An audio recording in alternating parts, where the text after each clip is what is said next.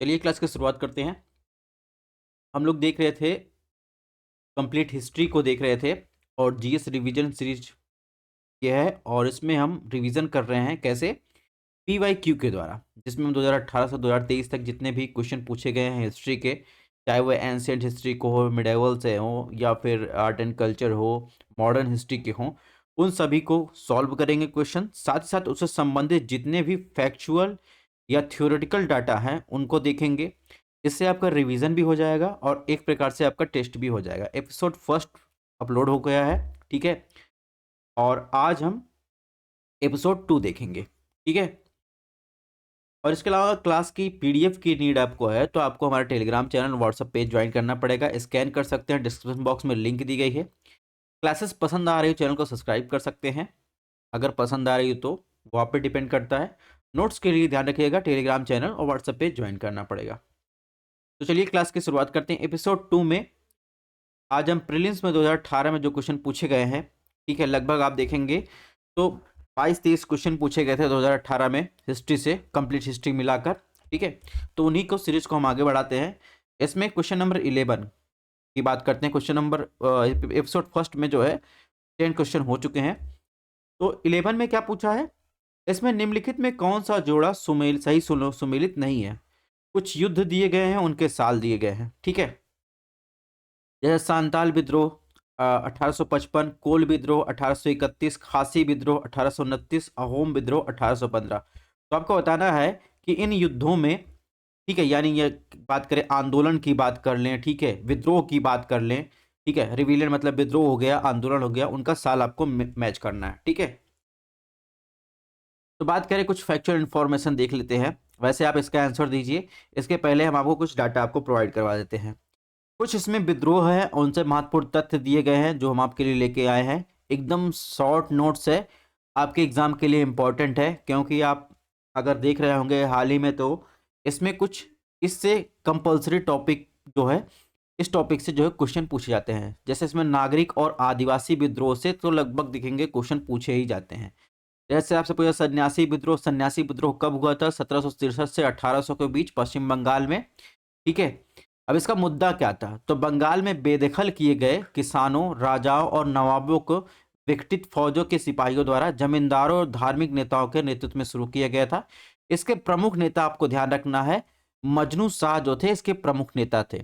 अब सन्यासी विद्रोह में और क्या आपको ध्यान रखना है, सबसे पहला सन्यासी विद्रोह कब हुआ था, 1763, ठीक है, से 1800 तक चला था। कहां पर हुआ था, पश्चिम बंगाल में। प्रमुख नेता कौन थे, मजनू शाह थे। इसके अलावा इसमें और क्या ध्यान रखना है, तो इसमें बंकिम चंद्र चटर्जी द्वारा लिखित उपन्यास है आनंद मठ में इस विद्रोह का उल्लेख किया गया है और राष्ट्रीय गीत वंदे मातरम को इस उपन्यास में सम्मिलित किया गया है। तो इतना आपको फैक्चुअल डाटा सन्यासी विद्रोह से याद रखना है। चुआर विद्रोह की बात करें, चुआर विद्रोह जो है 1766 से 1816 के बीच हुआ था और इसका प्रसार देखेंगे तो बंगाल और बिहार के क्षेत्र में ये प्रसारित था। इसके प्रमुख नेता की बात करें, जगन्नाथ इसके प्रमुख नेता थे, ठीक है। सन्यासी विद्रोह ज्यादा इंपॉर्टेंट है। वेलुथम्पी विद्रोह की बात करें, 1805 में ये विद्रोह स्टार्ट हुआ था और एरिया क्या था, तो त्रावणकोर केरल का भाग है। वहां के दीवान जो थे वेलुपंथी द्वारा इसे स्टार्ट किया गया था। अंग्रेजों द्वारा दीवान की गद्दी छीन लेने के कारण त्रावणकोर पर सहायक संधि लादने का विरोध में ये वेलुपंथी विद्रोह चालू हुआ था, ठीक है। नेक्स्ट बात करेंगे गडकरी विद्रोह 1844 में महाराष्ट्र के कोल्हापुर में मराठों के किलों में कार्यरत कर्मचारियों द्वारा बढ़े हुए भू राजस्व के विरुद्ध ये चालू किया गया था। तो ये लिस्ट इंपॉर्टेंट है, ठीक है। सन्यासी विद्रोह के बाद सबसे ज्यादा इंपॉर्टेंट कौन था, रमोसी विद्रोह। रमोसी विद्रोह बहुत ज्यादा पूछा जाता है, 1822 में शुरुआत हुआ था।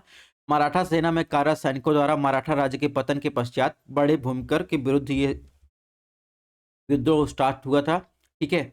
उमा जी के नेतृत्व में पुनः इसे 1825 से 26 के बीच विद्रोह जो है अकाल व अन्य के अभाव कारण ये किया गया था, ठीक है। इसके बाद इंपॉर्टेंस आता है भील विद्रोह।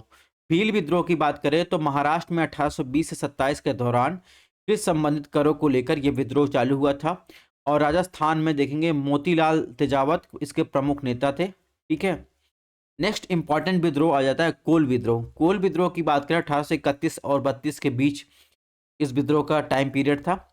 और अगर बात करें एरिया क्या था, तो झारखंड के रांची, सिंहभूम, हजारीबाग, पलामू आदि जिलों में या बुधो भगत के नेतृत्व में इसे चलाया जा रहा था। तो ये चीजें आपको ध्यान रखना। कोल विद्रोह के जो प्रमुख नेता थे वो बुधो भगत थे। संथाल विद्रोह बहुत ज्यादा क्वेश्चन पूछा जाता है। संथाल विद्रोह से देखिए इसमें पूछा भी है। संथाल विद्रोह को जो है हुल विद्रोह भी कहते हैं। ये 1855 में शुरू हुआ था, 56 तक ये चला था। भागलपुर के राजमहल पहाड़ियों के बीच जो है ये घटित हुआ था। इसका नेतृत्व देखेंगे तो सिद्धू और कांडू ने किया था। ठीक है। बहावी आंदोलन से कभी कभार पूछा जाता था। बहावी आंदोलन का टाइम पीरियड कब था? 1830 से 60 तक चला था। बाद में बहावी आंदोलन सैयद अहमद बरेलवी के नेतृत्व में किया गया था। विद्रोह का मुख्य केंद्र क्या था? पटना था। ठीक है। तो जो भी हाईलाइटेड है उसको आपको ध्यान रखना है। और इसके बाद मोस्ट इंपॉर्टेंट आता है मुंडा विद्रोह। मुंडा विद्रोह 1893 से 1900 के बीच चला था। ठीक है। प्रारंभ में मुंडा आदिवासियों की इस पारंपरिक भूमि व्यवस्था, ठीक है, यानी जिसे कहते हैं खुंट कट्टी कहते हैं, व्यवस्था में परिवर्तन के विरुद्ध ही चलाया गया था। आगे चलकर बिरसा मुंडा ने इसे राजनीतिक धार्मिक आंदोलन का रूप दिया था। और करंट में कुछ कंटेम्प्रेरी इशू में देखें तो भारत सरकार ने 2021 में 15 नवंबर को बिरसा मुंडा की जयंती को जनजाति गौरव दिवस के रूप में घोषित किया है। तो ये भी आपको ध्यान रखना है। इसके अलावा विद्रोह की बात करें, ताना भगत आंदोलन, ठीक है, इससे भी क्वेश्चन पूछे जाते हैं। 1914 से 1915 में ये इसका टाइम पीरियड था। छोटा नागपुर का पठार क्षेत्र इसका जो है विद्रोह का एरिया था। ठीक है। दिकुओं के हस्तक्षेप के विरुद्ध देखेंगे। दिकुओं का मतलब बाहरी लोगों के हस्तक्षेप के विरुद्ध ये चालू किया गया था। उराव जनजाति में चतरा भगत और बलराम भगत द्वारा इसे नेतृत्व किया गया था। रंपा विद्रोह बहुत ज्यादा पूछा जाता था। रंपा विद्रोह देखेंगे 1914 से 1915 के बीच चला था। आंध्र प्रदेश में रंपा क्षेत्र में साहूकारों के शोषण और वन कानून के विरुद्ध असहयोग आंदोलन से प्रेरित था। अल्लारू सीताराम राजू इसके नेतृत्व करता थे। ठीक है। हालांकि आप देखेंगे इसका जो आंसर होगा, इसमें खासी विद्रोह भी मेल में है, कोल संथाल भी। अहोम विद्रोह की जहां तक बात करें तो ये 1828 से लेकर 33 तक चला था। तो इसमें ऑप्शन डी जो है सही सुमेलित नहीं है। ठीक है। अब हमने जो है नागरिक और कुछ आदिवासी विद्रोह देखे। अब कुछ अन्य नागरिक और आदिवासी विद्रोह को और देख लेते हैं, क्योंकि क्वेश्चंस कहीं भी से भी पूछे जा सकते हैं, इसलिए आपको हर तरीके से तैयार रहना है। हमने आपको टू द पॉइंट चीजें दी है। ठीक है। इसमें विद्रोह दिया गया, नेतृत्वकर्ता कौन था, स्थान कहाँ था, समय। ठीक है। सारी चीजें आपको एक जगह प्रिसाइज करके दी गई हैं। ठीक है। फकीर विद्रोह की बात करें तो इसे मजनू शाह नेतृत्व करता थे। बंगाल इसका जो है स्थान था। 1776 से 77 के बीच था। रंगपुर विद्रोह की बात करें, धीरज नारायण इसके नेतृत्व करता थे। बंगाल इसका क्षेत्र था। 1783 इसका समय था। पागलपंथी विद्रोह की बात करें, टीपू शाह द्वारा नेतृत्व किया गया था। बंगाल इसका क्षेत्र था। 1813 से 31 के बीच ये टाइम पीरियड था। इंपॉर्टेंट आ जाता है पाइका विद्रोह। पाइका विद्रोह आपको ध्यान रखना है। पाइका विद्रोह के जो नेतृत्व करता थे बक्सी जगबंधु विद्याधर थे। इसका एरिया क्या था? उड़ीसा था। टाइम पीरियड पूछा जाए 1817 से 25 के बीच इसका टाइम पीरियड था। तो पाइका विद्रोह इसमें इंपॉर्टेंट हो जाता है। इसके अलावा फरेजी विद्रोह की बात करें, दादू मियाँ इसके नेतृत्व करता थे। बंगाल इसका एरिया था। ठीक है। 1838 से 57 के बीच चला था। अभी पूछा था क्वेश्चन में अहोम विद्रोह। अहोम विद्रोह देखेंगे, इसके नेतृत्वकर्ता कौन थे? गोमधर कुंवर। ठीक है। और इसका क्षेत्र क्या था? असम। 1828 से 33 के बीच चला था। इसके अलावा खासी विद्रोह पूछा था। खासी विद्रोह देखेंगे, इसके नेतृत्वकर्ता तीरथ सिंह थे। और मेघालय में जयंतिया पहाड़ी इसका स्थान था। 1830 से 33 के बीच चला था। ठीक है। और इसके अलावा क्या इंपॉर्टेंट है? कुका विद्रोह। कुका विद्रोह आपको ध्यान रखना है। कुका विद्रोह से क्वेश्चन पूछे जाते हैं। भगत जवाहर मल एवं राम सिंह कुका इसके नेतृत्व करता थे। स्थान क्या था? पंजाब। 1840 से 72 के बीच। मणिपुर विद्रोह की बात करें तो जोदनांग और रानी गैंडेलू जो है इसके नेतृत्व करता थी। स्थान मणिपुर था। 1920 से 1935 के बीच इसका समय काल था। ठीक है। अब ये तो बात हो गई अन्य नागरिक और आदिवासी विद्रोह। और फैक्चुअल इंफॉर्मेशन आप देखें, किसान विद्रोह की बात करें और आंदोलन की बात करें, ये तो हमने क्या किसकी बात की? आदिवासी और नागरिक विद्रोह की बात की। अब हम क्वेश्चन पूछा जाता है किसान विद्रोह और आंदोलन से संबंधित क्वेश्चन पूछा जाता है। कभी कभी ये पूछ लिया जाता है कि नील विद्रोह दे देगा कि ये क्या था, किसान विद्रोह था, क्या था, या आदिवासी विद्रोह था। ऐसे भी क्वेश्चन पूछे जा सकते हैं।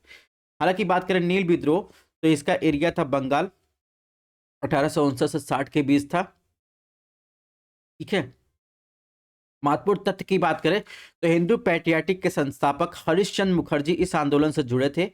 ईसाई मशीनरिया भी नील आंदोलन का समर्थन किया। नील दर्पण, जिसे दीनबंधु मित्र ने लिखा था, में किसानों के शोषण संबंधित जानकारी मिलती है। ठीक है। पाबना विद्रोह बहुत ज़्यादा इंपॉर्टेंट है, बंगाल से संबंधित है, और इसे यूसुफ शाही परगना के क्षेत्र में आपको देखने को मिलेगा 1873 से 76 के बीच। क्यों हुआ था? जमींदारों द्वारा लगान की दर बढ़ाने और काश्तकारों के जमीन के अधिकार से वंचित करने के कारण ये हुआ था। परिणाम क्या हुआ था? 1885 में बंगाल के काश्तकारी अधिनियम पारित किया जाना इसका परिणाम था। ठीक है, तो ये चीजें आपको ध्यान रखनी है। दक्कन विद्रोह कहाँ है? दक्कन विद्रोह महाराष्ट्र यानी पूना और अहमदनगर जिला में 1875 में चालू हुआ था। साहूकारों के विरुद्ध किसानों का विद्रोह था। परिणाम क्या निकला? डेक्कन के जो कृषक थे उनको राहत मिली। कृषक राहत अधिनियम 1857 पारित किया गया। इसके बाद चंपारण सत्याग्रह, बिहार चंपारण जिला 1917 में चालू किया गया। इसमें क्या मुद्दा था? तो चंपारण में 3 कथीय प्रथा के संबंधित, जिसमें किसानों को अपनी उपज का 3/20 भाग नील की खेती करनी पड़ती थी, इसी के संबंध ये आंदोलन था। महात्मा गांधी ने नेतृत्व किया। इसके अलावा राजकुमार शुक्ल द्वारा इन्हें बुलाया गया था महात्मा गांधी को। कभी कभी पूछा जाता है कि महात्मा गांधी को चंपारण के नेतृत्व के लिए किसके द्वारा बुलाया गया था? तो राजकुमार शुक्ल द्वारा जो है महात्मा गांधी को बुलाया गया था। ये चीजें आपको ध्यान रखनी है। अन्य संबंधित निबंध से जो है क्वेश्चन पूछा जाते हैं, तो ये आपके लिए इंपॉर्टेंट हो जाता है। जैसे जिसमें जेबी कृपलानी शामिल थे, नरहर पारिख, राजेंद्र प्रसाद, महादेव देसाई भी इसमें शामिल थे। ठीक है, तो ये चीजें ध्यान रखनी है। अन्य किसान विद्रोह आंदोलन की बात करें, खेड़ा सत्याग्रह बहुत ज्यादा पूछा जाता है। तो खेड़ा सत्याग्रह गुजरात संबंधित है। 1918 में ये चालू हुआ था। क्यों चालू हुआ था? सरकार द्वारा फसल खराब हो जाने के बावजूद जो है टैक्स की वसूली के खिलाफ ये चालू किया गया था। गांधी जी तथा वल्लभ भाई पटेल और इंदुलाल याग्निक ने इसका नेतृत्व किया था। ठीक है। मोपला विद्रोह बहुत ज्यादा इंपॉर्टेंट है, केरल से पूछा जाता है, सॉरी केरल संबंधित है, मालाबार तट पर स्थित है। ठीक है, मालाबार तट कोस्टल एरिया में देखेंगे तो वहां पर ये मोपला विद्रोह हुआ था।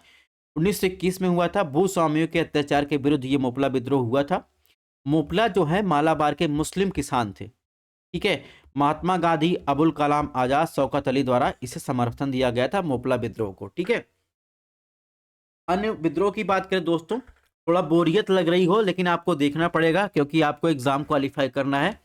ठीक है, तो ना चाहते हुए भी आपको फैक्ट रटना पड़ेगा क्योंकि सामने एग्जाम है। अब आप जो है आलस नहीं कर सकते हैं। इसके अलावा जो इंपॉर्टेंट है वो आपको बता दे रहे हैं। इसके अलावा देखेंगे पुनः प्राप्त वलयाकार आंदोलन से संबंधित त्रावणकोर 1946 में, ये लिस्ट इंपॉर्टेंट है। तेभागा आंदोलन, ये बहुत ज्यादा पूछा जाता है। तेभागा आंदोलन बंगाल से संबंधित 1946 में चालू हुआ था। बटाईदार व्यवस्था के विरुद्ध कंपाराम और भवन सिंह के नेतृत्व में चालू किया गया था। तेलंगाना आंदोलन की बात करें 1946 से 51 के बीच चला था। द्वितीय विश्व युद्ध के विरुद्ध उस समय के निजाम द्वारा किसानों से कम दाम पर अनाज वसूलने के विरुद्ध जो है ये विद्रोह था। ठीक है, तो ये चीजें बहुत सारी चीजें इंपॉर्टेंट थी, इसको आपको बता चुके हैं। अब बढ़ते हैं नेक्स्ट क्वेश्चन की तरफ।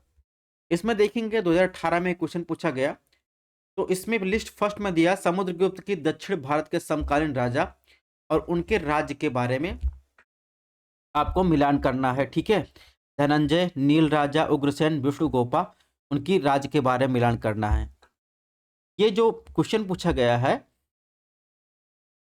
इलाहाबाद अभिलेख से क्वेश्चन पूछा गया है। ठीक है, तो इसमें अगर बात करें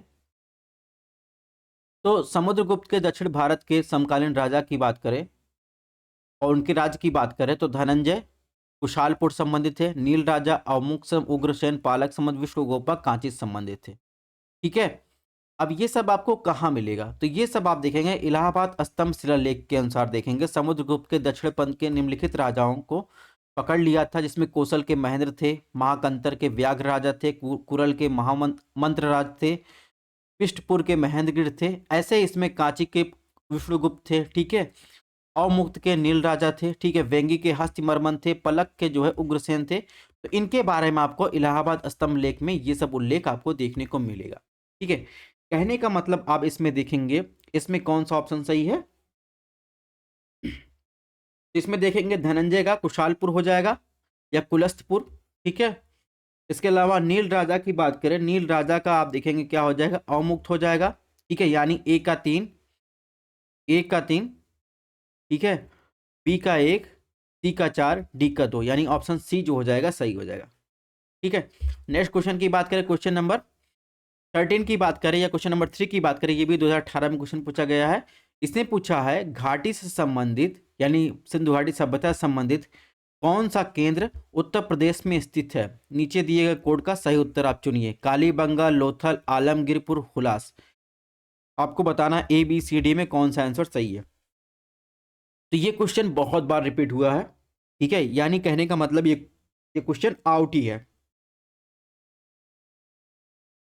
तो देखिए हुलास कहाँ है, हुलास की लोकेशन यहाँ है, आलमगीरपुर लोकेशन यहाँ है, ठीक है। लोथल आपको मिल जाएगा गुजरात के पास। इसके अलावा अगर बात करें तो राजस्थान में आएंगे, राजस्थान में आपको कालीबंगा मिल जाएगा। जहाँ तक हुलास और आलमगीर की बात है तो ये आपको जो है यूपी से मिलेगा, ठीक है। लोथल आपको गुजरात मिल जाएगा और कालीबंगा आपको कहाँ मिलेगा, राजस्थान मिलेगा। तो इस प्रकार इसमें ऑप्शन डी सही है। आपको लोकेशन दिखा देते हैं। जैसे राखीगढ़ी की बात करें, राखीगढ़ कहाँ, हरियाणा में है, ठीक है। और इधर आ जाएंगे मेरठ में जो है आलमगीर मिल जाएगा आपको, ठीक है। कालीबंगा आपको देखेंगे तो यहाँ आपको राजस्थान में मिल जाएगा। लोथल आपको जो है देखेंगे तो लोथल एक का है गुजरात में मिल जाएगा, ठीक है। मोहनजोदड़ो आपको पाकिस्तान के सिंध प्रांत में मिल जाएगा। धौलावीरा भी आपको कहाँ मिलेगा, ये आपको मिलेगा गुजरात में ही मिलेगा, ठीक है। इसके अलावा क्वेश्चन क्या पूछा जाता है कि इसके अलावा आपको जो है इंडस वैली सिविलाइजेशन के सबसे पूर्वी, पश्चिमी, उत्तरी और दक्षिणी विस्तार आपको ध्यान रखना है। अगर आपसे सबसे उत्तरी विस्तार पूछा जाए इंडस वैली सिविलाइजेशन का तो आपको ध्यान रखना है मांडा है, जो कहाँ स्थित है, वो आपको चेनाब रिवर के किनारे आपको मिलेगा जम्मू कश्मीर में। दक्षिणी विस्तार, दक्षिणी सीमा की बात करें, दैमाबाद है, महाराष्ट्र में परवरा रिवर के किनारे आपको मिलेगा दक्षिणी सीमा इंडस वैली सिविलाइजेशन का। पूर्वी विस्तार कहाँ है, तो सबसे पूर्वोत्तर आपको देखेंगे तो आलमगीरपुर यूपी मेरठ में हेंडन रिवर के किनारे ये स्थित है, ठीक है। पश्चिमी विस्तार देखेंगे सुदकैंडोर जो है आपको मिल जाएगा पाकिस्तान में दस्क रिवर के किनारे मिलेगा, ठीक है। तो रिवर आपको जरूर ध्यान रखना है। कुछ और रिवीजन कर लेते हैं इसके अलावा। जैसे इसमें अदर इंपॉर्टेंट साइट की बात करें तो रोपड़ की बात किया जाए तो ये सतलज रिवर के किनारे है। यहाँ से आप देखेंगे कुत्ते के साथ मानव के दफनाने के साक्ष्य मिले थे। बनावली की बात करें तो बनावली घग्गर रिवर के किनारे है, ठीक है। यहाँ पर बहुत बड़ी मात्रा में आप देखेंगे बेरियल ग्रेन मिले थे, ठीक है। और इसके अलावा कोटदीजी की बात करें, कोटदीजी जो है सिंधु घाटी सभ्यता सॉरी सिंधु नदी के किनारे आपको मिल जाएगा, ठीक है। ये कोटदीजी की लोकेशन है। ये प्री हड़प्पन साइट है। लार्जेस्ट स्टोन टूल्स आपको देखने को मिलेंगे यहाँ पर, ठीक है। सुरकोंडा की बात करें तो यहाँ पर देखेंगे पोर्ट बरगेल आपको देखने को मिले। आलमगीर की बात हम कर ही चुके हैं, ठीक है। यह एक लेट हड़प्पन कल्चर है, ठीक है। मांडा की बात हम कर चुके हैं। रंगपुर की बात करें, रंगपुर जो है मदार रिवर के किनारे है गुजरात में, ठीक है।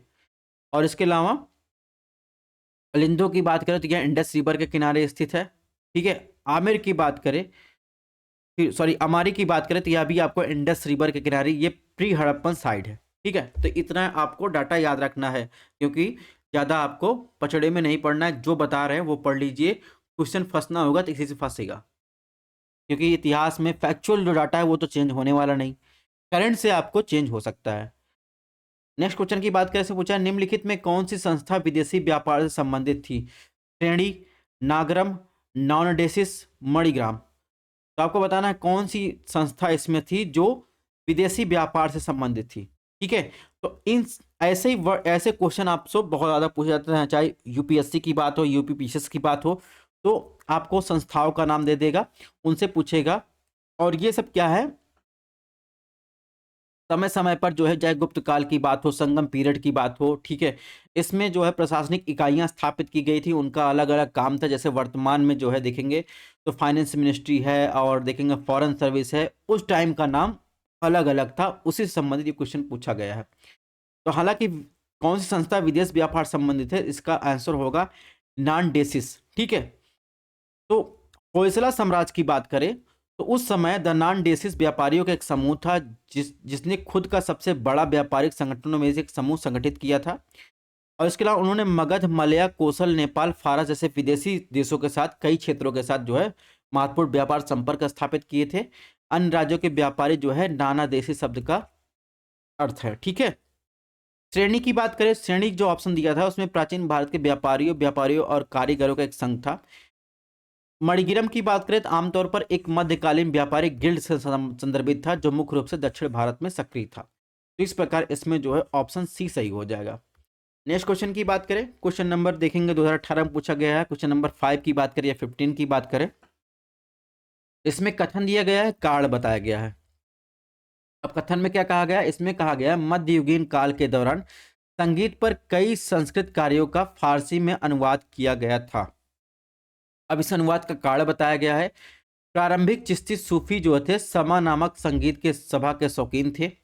आपको सही उत्तर बताना है ऑप्शन ए और आर दोनों सही हैं और आर ए की सही व्याख्या कर रहा है। ऑप्शन बी ए आर तो सही है लेकिन आर जो है ए का सही एक्सप्लेनेशन व्याख्या नहीं कर रहा है। ऑप्शन सी की बात करें ए सही है लेकिन आर गलत। डी की बात करें ए गलत है, आर सही।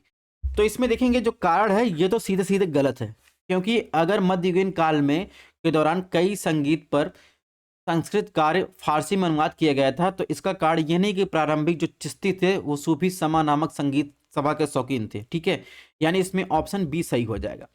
ठीक है, तो अगर बात करें अकबर काल की बात करें, जिनका काल था 1556 से 1605 के बीच, तो उस टाइम का जो युग था वो संस्कृत ग्रंथों के फारसी अनुवाद के लिए स्वर्ण युग कहा जाता था। ठीक है, अकबर शासन के दौरान कई संस्कृत लिपियों का जो है फारसी में अनुवाद किया गया था। तो अकबर ने आदेश से कई संस्कृत ग्रंथों को फारसी में अनुवाद किया गया, जैसे आप वेद की बात करें, उपनिषद की बात करें, रामायण की बात करें, महाभारत की बात करें, भगवत गीता की बात करें, इनका जो है फारसी में अनुवाद किया गया था। ठीक है, तो इस वजह से आप देखेंगे ऑप्शन ए जो है सही है। जहाँ तक समा की बात करें, समा एक सूफी समारोह है जिसमें अक्सर गायन, वादन, नृत्य, कविता, प्रार्थनाओं का पाठ होता है। ठीक है, 2008 में यूनेस्को ने तुर्की में मेवलेवी समा सेमिनार का मानवता को मौखिक अमूर्त संस्कृत विरासत के लिए उत्कृष्ट कृतियों में से एक रूप में पुष्ट की थी। ठीक है, ऑप्शन बी भी सही है लेकिन व्याख्या नहीं कर रहा है। ठीक है, अब इंपॉर्टेंट फैक्ट की बात करें तो अकबर के काल में मुस्तफ़ा खालिद दाद अब्बासी ने पंचतंत्र को फारसी में अनुवाद किया था। तो ये चीज़ें आपको ध्यान रखना है। इसका नाम पंच अमाना रखा गया था। तो किसने अनुवाद किया था पंचतंत्र का?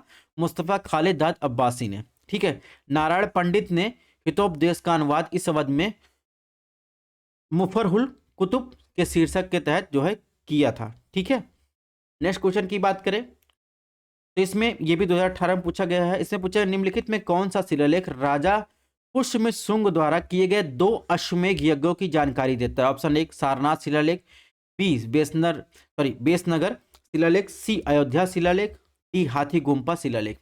तो आपको बताना है कि इन चारों शिलालेखों में से कौन सा ऐसा शिलालेख है जो पुष्यमित्र शुंग, जो शुंग वंश के संस्थापक थे, वो 2 अश्वमेध यज्ञों की बात करता है। ठीक है, तो अगर बात करें शिलालेखों के बारे में, हमने एपिसोड फर्स्ट में आपको डिटेल में दिया था कि अशोक के बाद जो भी शिलालेख हुए हैं, मैंने चाहे वो प्रमुख शिलालेख हों, स्तंभ लेख हों, ठीक है, सबके बारे में, लघु शिलालेख हो, सबके बारे में डिस्कस किया था। ठीक है, अगर आपने उसको पढ़ा होगा तो इसमें देख सकते हैं। बहरहाल अगर बात करें तो इसमें 2 अश्वमेध यज्ञों की बात करें, इसमें अयोध्या सी ऑप्शन सही हो जाएगा। एक्सप्लेनेशन की बात करें तो देखेंगे जो पुष्यमित्र शुंग थे वो शुंग वंश के संस्थापक थे। उसमें शुंग जो थे बृहदत्त को हराकर 125 ईसा पूर्व शुंग वंश की स्थापना की थी। ठीक है, और इसके अलावा इनकी राजधानी क्या थी? पाटलिपुत्र थी। ठीक है, पुष्यमित्र ने बैक्टीरियन आक्रमणों से लड़ाई लड़ी और इसके उत्सव में अश्वमेध यज्ञ किया। धनदेव ने अयोध्या अभिलेख के अनुसार पुष्यमित्र ने अपने शासन के 2 अश्वमेध यज्ञ किए थे। ठीक है, उन्होंने राजसूर और वाजपेयी यज्ञ भी किया था। और इसके अलावा पुष्यमित्र शुंग ने अपने शासनकाल के दौरान सांची और भरहुत के स्तूपों का जीर्णोद्धार भी करवाया था। तो ये आपको लाइन याद रखना है, हो सकता है आप लाइट पूछ ले। ठीक है, तो इसके हिसाब से अयोध्या शिलालेख सही हो जाएगा। अन्य शिलालेखों की बात करें, हाथी गुम्पा शिलालेख की बात करें तो उदयगिरि की गुफाओं में हाथी गुम्पा शिलालेख आपको मिलेगा। कलिंग शासक खारवेल के बारे में जानकारी देता है। तो यहां से एक क्वेश्चन आपका बन गया। ठीक है, और इसके अलावा देखेंगे इसमें 1ली शताब्दी ईसा पूर्व के गहरे खुदे हुए ब्राह्मणी अक्षरों के 17 पंक्तियां भी शामिल हैं। ठीक है, और जो हाथी गुम्पा नामक एक प्राकृतिक गुफा के ऊपर लटकी हुई हैं। ठीक है, खारवेल जो थे वर्तमान उड़ीसा के कलिंग राजा थे। ठीक है, और इसके अलावा महामेघवाहन वंश का सबसे प्रसिद्ध राजा था उस टाइम। ऐसा माना जाता है कि वे जैन अनुयायी थे। ठीक है, और इसके अलावा जो थे वे गंधर्व वेद और संगीत की कला में, विज्ञान में पारंगत थे। नेक्स्ट अभिलेख की बात करें, सारनाथ शिलालेख की बात करें तो सारनाथ का अशोक स्तंभ की बात करें तो इस अभिलेख का नाम धर्म अशोक के रूप में मिलता है। अशोक का नाम जो है धर्म अशोक के रूप में मिलता है, ये आपको ध्यान रखना है। स्तंभ के शीर्ष को जो है 3 भाग में बांटा गया। सबसे पहले में कमल के फूल का आधार बौद्ध धर्म का सबसे सर्वव्यापी प्रतीक है। दूसरा देखेंगे एक ड्रम जिस पर चक्र और 4 जानवर 4 मुख्य दिशाओं पर केंद्रित हैं, ठीक है, जिसमें आप देखेंगे घोड़ा है पश्चिम की तरफ, एक बैल है पूर्व की तरफ, हाथी है दक्षिण की तरफ और शेर उत्तर की तरफ देख रहा है, ठीक है। तीसरा चरण है 4 सिर ड्रम ऊपर खड़े होते हैं, प्रत्येक का मुख 4 दिशाओं में होता है, ठीक है। तो ये चीजें आपको ध्यान रखना है। और अशोक के शिलालेख को धारण करता है जिसमें लिखा गया है कोई भी भिक्षुओं के क्रम के विभाजन का कारण नहीं बनेगा, ठीक है। तो ये तो बात हो गई सारनाथ शिलालेख की। अब बात करेंगे बेस नगर शिलालेख की बात करें तो हेलियोडोरस स्तंभ पर एक पत्थर का स्तंभ है जिसे मध्य भारत के आधुनिक बेस नगर के पास विदिशा में आसपास देखेंगे शुंग राजा भगभद्र के दरबार में, ये एक यूनानी राजदूत थे, हेलियोडोरस द्वारा बनाया गया था, ठीक है। इस स्तंभ की खोज अलेक्जेंडर कनिंघम ने 1870 में की थी, ठीक है। तो ये तो बात हो गई बेस नगर शिलालेख की। सिकंदर की बात करें तो यह महान फारसी साम्राज्य को उखाड़ फेंका, मैसेडोनिया के हथियारों को भारत ले आया और क्षेत्रीय साम्राज्य में हेलेनिस्टिक दुनिया की नींव रखी थी, ठीक है। मेगास्थनीज की बात करें कि यूनानी जो है इतिहासकार था कुछ, ठीक है, और प्राचीन भारत का वर्णन करने वाले पहले व्यक्ति थे, इसलिए उन्हें भारतीय इतिहास का पिता कहा जाता है। वह चंद्रगुप्त मौर्य के दरबार में सेल्यूकस निकेटर यूनानी राजदूत थे, ठीक है। तो इस प्रकार सारी चीजों की व्याख्या कर दिए। कुछ और शिलालेख के बारे में यहाँ पर दिया गया है, इसको आपको पढ़ लेना है, ये एपिसोड फर्स्ट से लिया गया है। नेक्स्ट क्वेश्चन की बात करें तो इसमें पूछा चकला शब्द का प्रयोग मध्यकालीन भारतीय इतिहास का स्रोत है, स्रोत में किया गया है, यह क्या था? परगना के समान, सरकार के समान, सूबा और परगना के बीच क्षेत्रीय यानी रीजनल इकाई, लेकिन सरकार के समान नहीं। ऑप्शन डी उपरोक्त में से कोई नहीं। तो चकला शब्द का प्रयोग मध्यकालीन भारतीय इतिहास में किया गया था, किसके संबंध में? तो आप देखेंगे चकला जो था मुगल काल के दौरान, चकला भारतीय उपमहाद्वीप में एक जिला स्तरीय प्रशासनिक प्रभाग था, ठीक है। चकला सिस्टम का कम से कम अवध और बंगाल के प्रांतों में किया गया था। यह प्रांत सूबा जिसका मतलब है प्रांत में प्रमुख जो है प्रशासनिक प्रभाग था। चकला को आगे परगना में विभाजित किया गया और फिर प्रत्येक परगना में कई गांव शामिल थे। तो ये क्रम भी आपको ध्यान रखना है, क्रम पूछ लिया जाता है, ठीक है। मुगल प्रशासन के अधिकारी की बात करें तो बख्शी क्या था? सैन्य भुगतान करता था। सूबेदार क्या था? अपने प्रांत में शांति व्यवस्था के रख रखाव के लिए। सद्र क्या था? धार्मिक और धर्मा संरक्षण के प्रभारी थे। फौजदार क्या था? सैन्य कमांडर था। कोटवाल जो था नगर पुलिस कमांडर था। कहने का मतलब इसमें क्या हो जाएगा? ऑप्शन सी, सूबा और परगना के बीच जो था क्षेत्रीय इकाई क्या था? चकला था, ठीक है। नेक्स्ट क्वेश्चन की बात करें, क्वेश्चन नंबर 18 की बात करें, इसने पूछा है सुरक्षा के लिए राजस्व का मराठा दावा किस नाम से जाना जाता है, ठीक है। यानी Maratha claims of revenue for protection is known by what name, ठीक है। सरदेश मुखी, चौथ, अवाब, जामदानी। तो आपको बताना है कि मराठा जो प्रोटेक्शन के करते थे वो किस नाम से जाना जाता था, ठीक है। तो देखेंगे 18वीं शताब्दी की शुरुआत में भारतीय उपमहाद्वीप में मराठा साम्राज्य द्वारा लाया गया एक नियमित कर या सम्मान था जिसे चौथ कहा गया, ठीक है। चौथ एक वार्षिक कर था जिसका राजस्व जो था उत्पादन पर 25% लगाया जाता था। चौथ भूमि पर लगाया जाता था केवल, ठीक है, नाम मात्र के मुगल शासन के अधीन था। तो इसमें क्या ऑप्शन हो जाएगा? Option B. कुछ एडिशनल इंफॉर्मेशन की बात करें, चौथ पहली बार 1665 में शिवाजी से मांगा गया था। सरदेश मुखी की बात करें तो मध्य युगीन समय में मराठा साम्राज्य के दौरान दक्षिण भारत में एक प्रकार का कर एकत्र किया गया था। मुगल भारत में अप्रत्याशित परिश्रम को पूरा करने के लिए सरकार अस्थायी करों को वसूल करती थी जिसे अवाब के रूप में जाना जाता था। जामदनी की बात करें तो यह एक बढ़िया मलमल है जिस पर सजावटी रूपांकनों और करघे से बुना जाता है, ठीक है। तो इस प्रकार इसमें क्या सही हो जाएगा? इसमें चौथ सही होगा। नेक्स्ट क्वेश्चन की बात करें, अगर आप दिल्ली रहते होंगे तो पुराना किला गए होंगे, वहां पर एक मस्जिद स्थित है, खैर उल मलजिल मस्जिद। उसका गठन किसके द्वारा किया गया था, यानी किसके द्वारा बनाया गया था? हमीदा बानो बेगम, सलीमा सुल्तान, जीजा अंगा, महावंगा। तो आपको बताना है कि पुराने दिल्ली में पुराने किले में स्थित जो है उसके सामने स्थित एक मस्जिद है खैर उल मलजिल मस्जिद, वो किसके द्वारा बनाया गया था?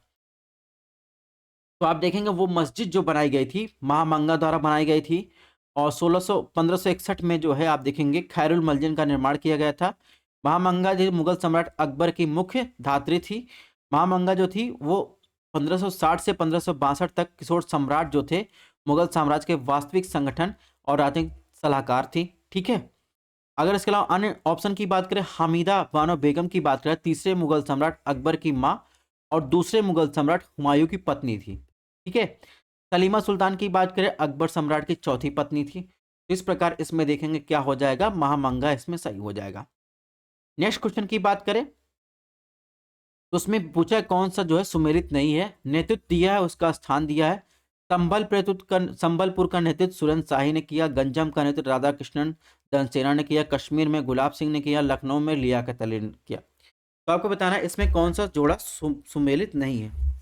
जैसा कि आपको देखते ही पता लग गया होगा कि ये 1857 के विद्रोह के बाद का विद्रोह का समय है, और उस टाइम नेतृत्व से ये क्वेश्चन पूछा गया है। तो जहां तक लियाकत अली की बात है, इन्होंने जो किया था, इन्होंने इलाहाबाद से नेतृत्व किया था। ठीक है। और लखनऊ से बेगम हजरत ने किया था। तो इसमें ऑप्शन डी सही हो जाएगा। ठीक है।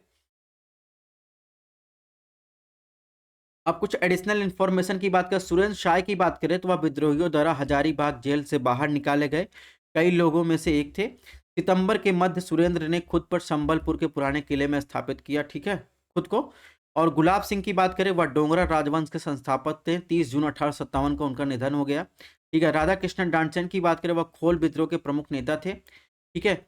लियाकत अली की बात करें, मौलवी लियाकत अली जिला प्रयागराज के परगना चैल गांव में महागांव के थे। ठीक है। उन्होंने पेयम अल अमाल गीत लिखा। ठीक है। अब 1857 के बारे में कुछ आपको फैक्चुअल इंफॉर्मेशन दे देते हैं, एक बार आपका रिवीजन हो जाएगा। विद्रोह का स्थान, भारतीय नेता, ब्रिटिश अधिकारियों जिन्होंने विद्रोह का दबा दिया, ये डाटा आपको दिया गया है। इसमें दिल्ली से देखेंगे विद्रोह के स्थान में तो बहादुर शाह द्वितीय थे। ठीक है। और अगर बात करें आंदोलन की शुरुआत कब हुई थी दिल्ली में, तो 11 मई 1857 को ये शुरुआत हुई थी। और किसने इस आंदोलन को दबाया था दिल्ली में? जॉन निकोलस जो थे वो अधिकारी थे। ठीक है। इन्होंने इसको दबाया था। लखनऊ की बात करें तो लखनऊ में बेगम हजरत महल ने इसको नेतृत्व किया था, और लखनऊ में यह शुरुआत हुआ था 4 जून 1857 को। ठीक है। इसको दबाया था हेनरी लॉरेंस ने। कानपुर की बात करें तो कानपुर में नाना साहब ने इसका नेतृत्व किया था। और कानपुर में देखेंगे तो 5 जून को 1857 को ये यहाँ से जो है विद्रोह चालू हुआ था, और कानपुर के नेतृत्व को दबाया था सर कोलिन कैंपेबल ने। ठीक है। झांसी और ग्वालियर की बात करें, झांसी और ग्वालियर का नेतृत्व जो है लक्ष्मीबाई और तात्या टोपे ने किया था। और अगर झांसी की बात करें तो इसका शुरुआत जो होता 4 जून 1857 को हुआ था। ठीक है। और इसको दबाया था जनरल ह्यूग रोज ने। अगर बरेली की बात करें तो बरेली से खान बहादुर खान ने इसका नेतृत्व किया था।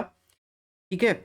और बरेली में देखेंगे तो इसे जून महीने में 1857 में ये शुरुआत हुआ था बरेली में। इसको दबाया था सर निकोलस कैंपेबल ने। इलाहाबाद और बनारस की बात करें, मौलवी लियाकत अली ने इसका नेतृत्व किया था। कर्नल आंसोल ने इसे दबाया था। ठीक है। और ये शुरुआत हुआ था जून 1857 में। बिहार की बात करें, बिहार से आप देखेंगे कुंवर सिंह ने इसका नेतृत्व किया था। ठीक है।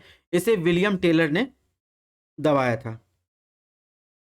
और अगर आपसे पूछा जाए फैजाबाद अगर आपसे पूछा जाए, फैजाबाद से जो है देखेंगे, फैजाबाद से मौलवी अहमदुल्ला ने इसका नेतृत्व किया था, और इसे दबाया था जनरल रेनॉल्ड ने। ठीक है। तो ये कुछ फैक्चुअल इंफॉर्मेशन है जो आपको फैक्ट याद रखना है एग्जाम की दृष्टि से, क्योंकि क्वेश्चन जो है मिलान के संदर्भ में पूछे जाते हैं। ध्यान रखिएगा, पीडीएफ आपको हमारे टेलीग्राम चैनल पर मिलेगा और व्हाट्सएप पेज पर मिलेगा, दोनों को स्कैन करके ज्वाइन कर लीजिए। अगर क्लासेस पसंद आ रहे चैनल को सब्सक्राइब कर सकते हैं, और मिलते हैं नेक्स्ट लेक्चर में। तब तक आप लोग अपने हेल्थ का ध्यान रखिएगा।